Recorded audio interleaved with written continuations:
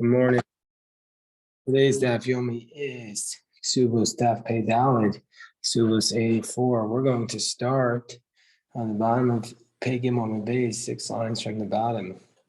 Now, Shimon Gamliel said that even if a husband stipulates that he's not going to inherit his wife, the stipulation is nullified because you can't make a stipulation against the rules of the Torah.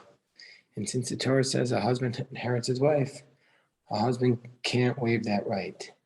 So Amar Rav in the Gemara, Rav taught that halacha is Rabbi Shimon Gamliel. The law is like Rabbi Shimon Gamliel, v'lo mitamei, but not for the same reasoning that Rabbi Shimon Gamliel says.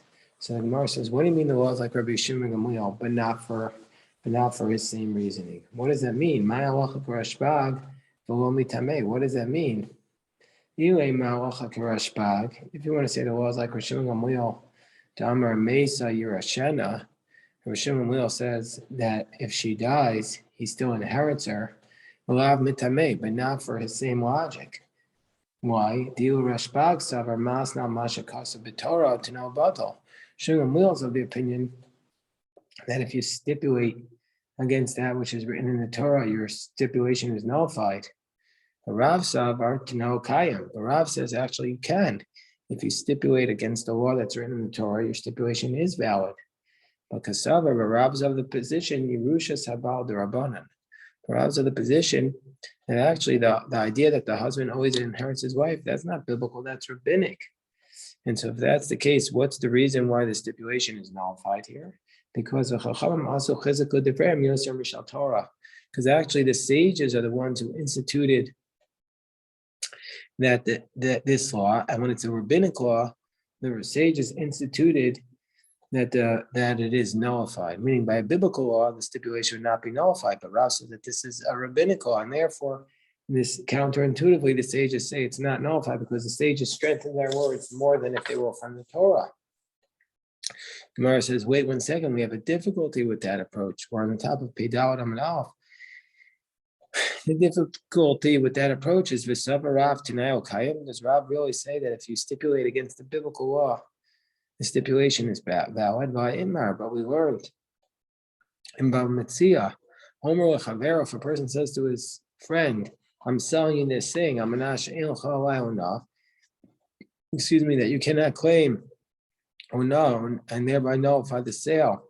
Ona is the idea that you're not allowed to charge more than 1/6 for something that you're selling. So he says, I'm selling this to you, but you can't claim that there's Ona on it.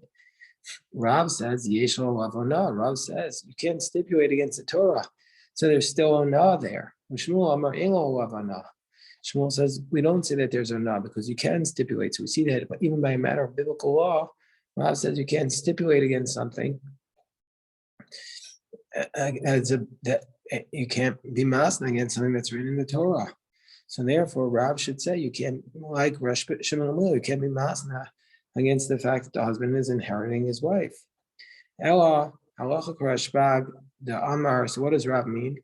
He says that when Rav says the law is like Rashbag, who says amas shakasabatora tinam batal. He says the law is like Rashbag, who says that if the husband wants to say he's not inheriting his wife, that's nullified. But not for the same reason. Rashbag savar mesa yirashena. Rashbag says that when she dies, he inherits her. The Rav savar mesa lo yirashena. The Rav says that when she dies, he doesn't inherit her. Rav says because he says when he dies, she doesn't inherit her. Why? Because Rav's of the position that it's rabbinic, and so therefore, since it's rabbinic, then you can't make such a stipulation. And Mer says, well, that's the opposite. Hai mitaimei. So there, in this case, Rav is holding by Rashbag's reasoning that you can't be masked against something in the Torah. But he doesn't agree with the halacha because Rashbag says it's a rabbinic law, so therefore he can be masked. But if it would be a biblical, you wouldn't be able to. So he holds the same reasoning, Rashbag, but he doesn't agree with his teaching. So rather, what is Rav saying? He says the law is like Rashbag, that if a husband says he's not going to inherit his wife, the law is he still inherits her. but not for the same reasoning. Rashbag says if it will be a biblical law, since this is a biblical law, the stipulation is nullified. But by rabbinic law, the stipulation is valid. That's what Rashbag is saying. Rav says even by rabbinic law, the stipulation is nullified. Well, if that's the case, well, in this case, Rav follows Rashbag's reasoning because Rashbag says it's nullified by a biblical law, and Rav agrees with him, and it's halacha that in this case the husband doesn't inherit his wife. So the Gemara says, So the Gemara says, okay, so what we have to say is, the Rav Mosifu. And Rav is just adding on. So it's not that he's nullifying it. He's not saying kitame, hilchasei v'lav kitame. He's just adding on. So therefore, what is Rav saying? We have to say that the law is like Rashbag, who says that if she dies, he inherits her. But not for the same logic. Rashbag says it's biblical that the husband inherits. And so therefore, since you're making a stipulation against the rules of the Torah, it's nullified. The Rav says it's rabbinic that the husband inherits his wife. And the Chachamim strengthen their words when it's a rabbinic law, like it's a biblical law, in the sense that you also can stipulate it. And so therefore, Rav is saying the law is like Rashbag, that the husband still inherits his wife, but not like Rashbag. Rashbag says it's because you can't stipulate against the biblical law. Rashbag says it's a rabbinic law, and the sages said that you can't stipulate against the rabbinic law. Gemara says, but wait 1 second. Does Rav say, does Rav really say that the inheritance of the husband is only rabbinic? That somebody who inherits his wife, when it comes to the Jubilee year, he has to return the property to her family. And the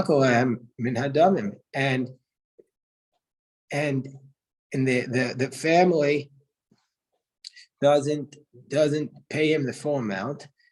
They just deduct some of the money. And so we say, what kind of law is Rav teaching us here? That he returns the property at the Jubilee year and the family doesn't pay him the full amount. And the Gemara says it doesn't make sense. My kasaver,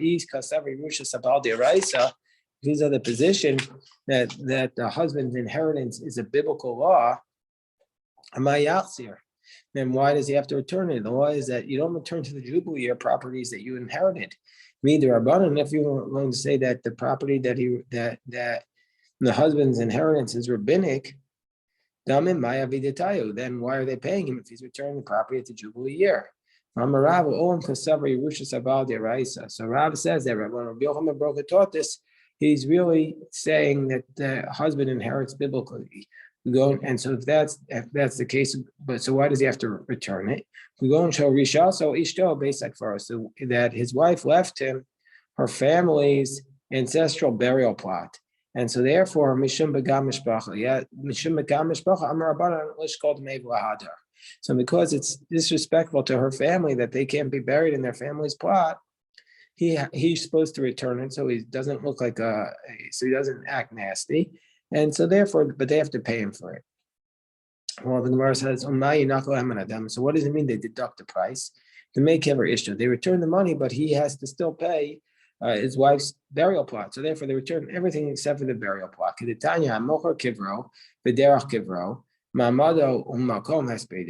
Let's say a person sells his grave, or if he sells the road, the easement to his grave, or he sells the place where they gathered after the grave, or the place where they give the eulogy. It doesn't matter, but his family needs to bury him there, even against his will, meaning to say they have to pay for it. We make the person who purchased it, we make him sell it.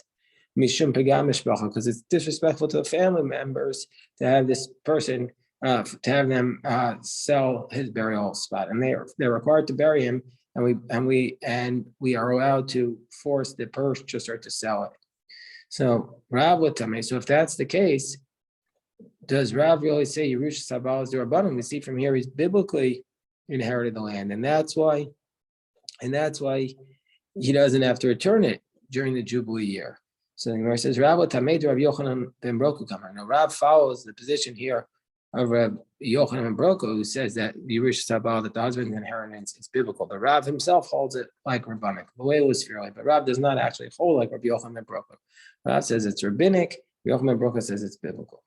So Misha Meis V'niach Isha Ubachol, says the Mishnah, somebody who dies and he left behind a wife and a creditor, V'yarshin, and he also left behind heirs. So all three of them have a claim to the property. And he has a deposit or a loan in the hands of other people. So a person dies and he leaves behind a wife, a creditor, and heirs. Rabbi Tarfon Omer Yinasnu L'Koshel Shebehem. Rabbi Tarfon says that the property goes to the Koshel Shebehem, to the weakest amongst them. And Rashi says that the Gemara is going to tell us what this is a reference to. Rabbi Akiva says, Ein merachim bedin. Rabbi Akiva says, no, we don't have mercy when it comes to judgment. El Yinasnu L'Yarshin.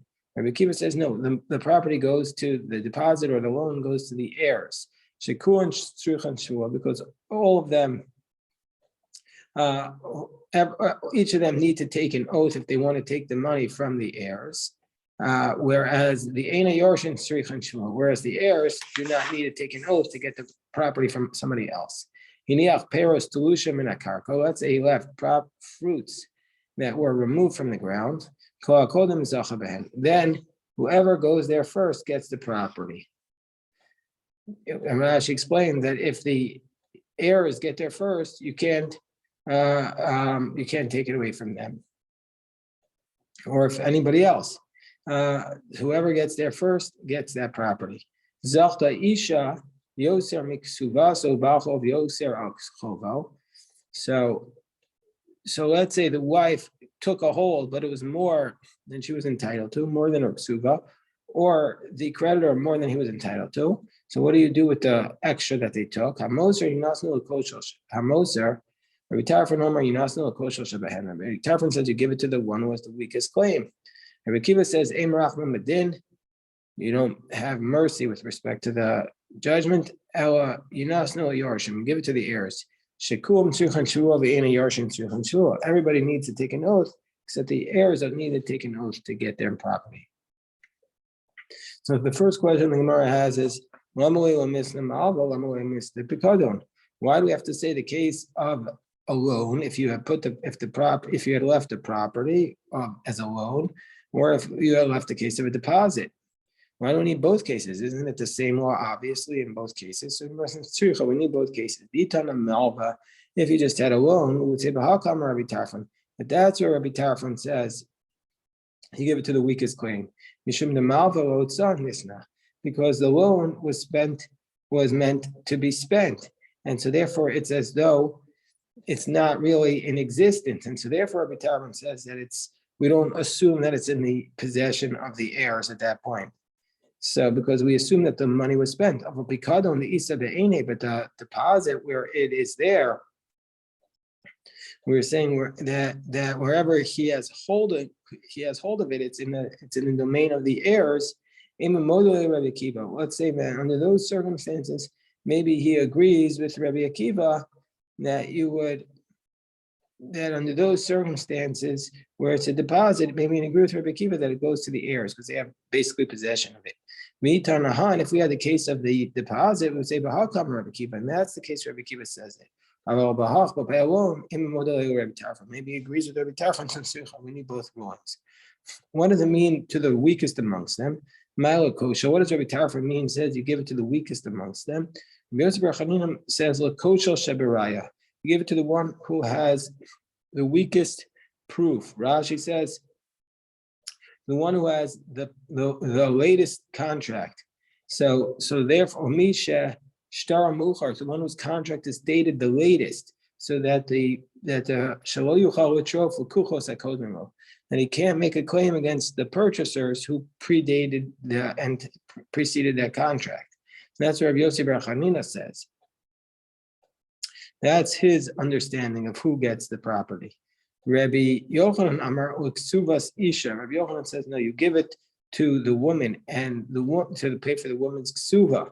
And why is the woman's ksuva called the Kesubos Isha? Mishum China, because we want the men to want to marry her, and so we don't want them. We don't. So we want the men. Rashi says, "Shim tu anashim chen beinei anashim." We want the men to find favor in the eyes of the woman, and we want them to get married. We don't want her to be worried that she's going to lose her money in the end.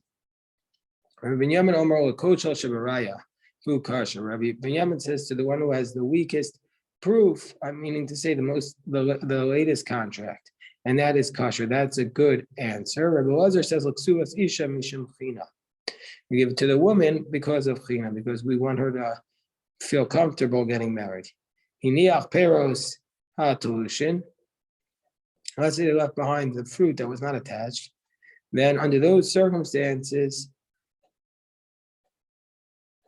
we said if they left behind fruits that was not attached to the ground, whoever gets there first acquires it. And Rabbi Akiva says there too, we give it to the weakest amongst them. Rabbi Akiva Ma'yorya Motar Kul Nami to Yorshin. Why does Rabbi Akiva say that you only give the extra to the heirs? You should give the whole thing to the heirs in that case. So Gemara says, in Achinami, that's accurate. The only reason why Rabbi Akiva says you give the extra money that they claimed to the heirs is because that's the language that Rabbi Tarfon was using. Rabbi Akiva indeed would say you give everything to the heirs. So Gemara says, Rabbi Akiva tfisa lo mahanya klal. So you mean to say Rabbi Akiva is really in a position, the fact that the person grabbed the money, grabbed his fruits, the woman or the creditor grabbed the fruits, it doesn't help at all. Is that really the case? Amar Rava, Amar Nachman, B'husha tafas michayim. Now, when do we say? So Rava says in the name of Rav Nachman that even Rabbi Akiva says it helped, that if you grab hold of the property, it helps. That's only if the creditor grabbed it when the borrower was still alive. And so therefore, that's when it helps. But if the creditor had died, then the borrower is grabbing of the creditor's, if the borrower died, the creditor's grabbing of the assets does not help. Rabbi Tarfon, according to Rabbi Tarfon, where we said according to him that the seizing of the fruits helps if it has not come into the hands of the heirs. Where were these fruits placed? Where we said under those circumstances that it had not yet come into the domain of the heirs, and so therefore the fact that they seized it was effective. So where was it? Where was it placed? So it was piled up in the public domain, and so therefore, since the creditor or the woman seized it, it's as though they took it before the heirs got it. But if it was in a simta, which is a kind of side alley off of the public domain where people do some private business deals, then it will be considered like it was in a private domain, and it will be considered like the heirs inherited the property, and then the creditor or the wife would not be considered like they seized the property, and so there they wouldn't have possession. Rabbi Yochanan Reish Lakish Amar Travaya Afilu b'simta, that even if it was in the side alley, don't dine Rabbi Tarfon. Don't dinake Rabbi Tarfon. That even if it was in the side alley, we're going to say that the rule is like Rabbi Tarfon, and whoever seized it first, we're going to say it's as though they got it, and so therefore it's their property. And Reish Lakish told them that under those circumstances, that you have to return it to the heirs, because since it's in the side alley, it's as though they inherited it. And so therefore they have possession. Amalei Rabbi Yochanan, Sita Keshel Torah. So Rabbi Yochanan says, well, if that's the case, you made that Rabbi Akiva's law is like it's a halacha like Moshe Sinai, meaning like, even though the law is like Rabbi Akiva in every place, it's not the halacha that it's not such a strong statement that the law is like Rabbi Akiva, that even after the action happened, we have to return it. Meaning, even if they seized it from the simta, you still have to give the money back to the heirs. You're saying that we pass on like Rabbi Akiva to such a degree that once we rule that way, you have to return it. Rabbi Yochanan didn't accept that ruling from Rish Lakish. So let's say that this is the dispute between Rabbi Yochanan and Rish Lakish. The Mar Savar that Ta B'dvar Mishnah Choser, that Rish Lakish is of the position that if you make a mistake about a matter that's explicit in the Mishnah, you have to return it. You have to reverse the law.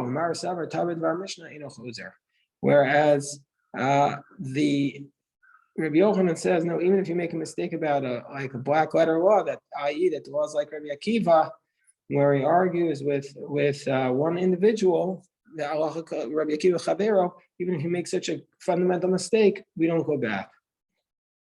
No, that's not necessarily the case. Even Rabbi Yochanan would say, if you made a mistake about a Dvar Mishnah, about such a black letter law, you would reverse it.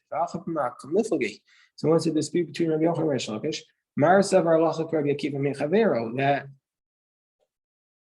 Rabbi Rish Lakish is of the position that the law is like Rabbi Akiva when he argues with his colleague, but not when he argues with his teacher. That's Rabbi Yochanan's position, and so therefore he's saying the law is not like Rabbi Akiva here, because he's assuming that he's arguing with his teacher. Whereas Rish Lakish is saying, no, the law is like Rabbi Akiva, even when he argues with his teacher. Again, this is a dispute. Rabbi Terfon Rabo, that we're going to say that Rabbi Yochanan is of the position. Everybody's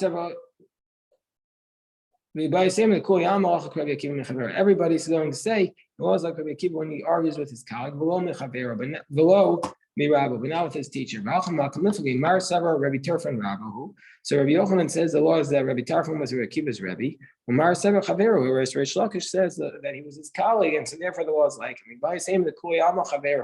Or alternatively, everybody says that the law is like Rabbi Akiva when he argues with his.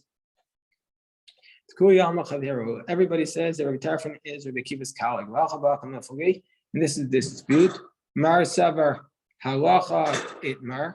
And one says that we learned the law is like always, that when we say the halacha is Rabbi Akiva when he argues with his friends, that's the halacha. Mar Savar Matan Itmar.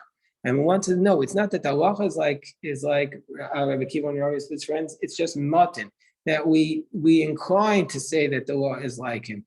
Meaning to say the law, we incline towards Rabbi Akiva. Meaning to say lechatchila we rule like Rabbi Akiva, but not b'diavad. If we did it the other way, we follow the other position. Now the Gemara tells us a story about this. Krevi to Rabbi Yochanan, tafos para diasmi mi simta. So the relatives of Rabbi Yochanan, they grabbed a hold of a cow of the orphans that was in the alleyway. So these were the relatives of Rabbi Yochanan. So we had said that Rish Lakish says you return it if you grab it in that circumstance. Also coming to Rabbi Yochanan, I'm always shopper tafsiratua, but Rabbi Yochanan said they did it, they grabbed it well.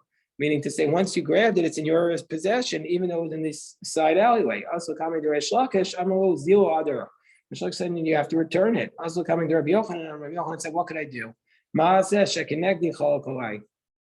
Somebody who's equal to me, who is on my level, he argues with me, and so therefore you can't seize it once the heirs have seized it. Once the creditors have seized it from the heirs. Hahu Bakras, there was also a cowboy. He asked me that there was a Hahu Bakra Diasmi. So this was a person whose job it was to watch the cattle of the orphans. The Tavse Torah Mine that he grabbed the ox from the creditors. Amar Mechayim Tafisna. So he grabbed the ox from the creditors and said, listen, I grabbed it while he was still alive. So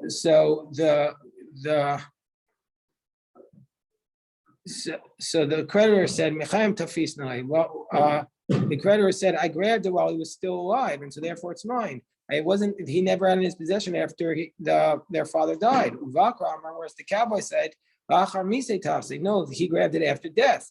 Also coming to Rabbi Yochanan, so they came to Rabbi Yochanan, so Rabbi Yochanan says, it came to matter before Rav Nachman. Rav Nachman said, do you have witnesses that the creditor grabbed the ox from the debtor while he was still alive? He said, no, I don't. So Rav Nachman said Migu diyachol u'meimar lekuachu biyadi. Rav said, so Rav Nachman said, well, since the ox was found in the hands of the creditors, and there's no witnesses that he seized it as part of his debt, he could have said, I purchased it. So therefore, Yachol Meimar, we also believe him to say that he grabbed it while he was alive, because he has a migu, he could have made a better claim. His better claim could have been that he bought it, and then he would have been believed. And so therefore, we're going to say that we do believe him also when he says that he seized it. So Gemara says, is the person really believed to say that this ox was purchased? That if you have like sheep that you find, you're the person who has them, you don't believe him that he's his, because that he's believed to say that he purchased them, because the sheep are always wandering around. Gemara says, Shani Torah, no, an ox is different than a serial aroa, because an ox is always washed. Don't like sheep that wander around. An ox is a big animal, then it's always washed. Or one more case, the Bein Nasiya Tafos Amta Diyasmi Misimta. So then the Nasi, his family, they grabbed the maid after the master died from the alleyway, from like the Simta, the side alley of Rosh Hashanah. Yosef Rabbi Abba, Rabbi Chanina Bar Papa, Rabbi Yitzchak Nachav, Yosef Rabbi Abba, V'Gavayo, Amaru, Shaker Tefsitu. Well, since it was in kind of the public domain, you did a good job in grabbing it. It's okay. Amaru Rabbi Abba, Mishum Rabbi Nisiya, Mishum Debei Nisiya, Ninu, Mishum Debei Nisiya, Ninu Machnafisalu. Because they are from the house of the Messiah, you're flattering them. Because didn't we know that Rabbi Tarfon, we ruled like Rabbi Tarfon, that they once ruled like Rabbi Tarfon, that one time the Dayanim ruled like Rabbi Tarfon, that it helps to seize it, and Reish Lakish reversed the law. And so we see that in this case too, the law should be reversed. You return the maid to the heirs. We're going to stop here. Everybody should have a meaningful fast.